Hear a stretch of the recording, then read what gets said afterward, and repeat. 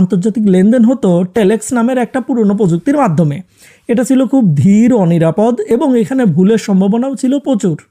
তখন ইউরোপের ব্যাংকগুলো দেখলো আমেরিকার সিটি ব্যাংক নিজেদের মধ্যে সিকিউর মেসেজিং সিস্টেম বানিয়ে ফেলেছে। ভয়টা ছিল যদি আমেরিকার একটি প্রাইভেট ব্যাংক পুরো বিশ্বের অর্থনীতির লেনদেন নিয়ন্ত্রণ করা শুরু করে তাহলে কি হবে। এই ভয় থেকেই জন্ম নেয় সুইফট। বেলজিয়ামের ব্রাসেলসে 239টি ব্যাংক মিলে এটি তৈরি করে একটি সমবায় বা কোঅপারেটিভ হিসেবে।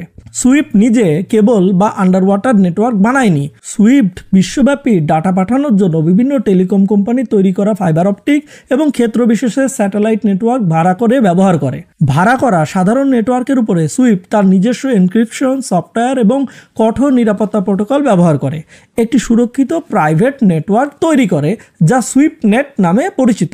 ব্যাংকগুলো সরাসরি ডেডিকেটেড লিজ লাইন অথবা ইন্টারনেটে সুরক্ষিত ভিপিএন টানেল ব্যবহার করে সুইফট নেটের সাথে যুক্ত হয়। অনেক ব্যাংক, বিশেষ করে যারা সরাসরি সংযোগ স্থাপনের কারিগরি জটিলতা এড়াতে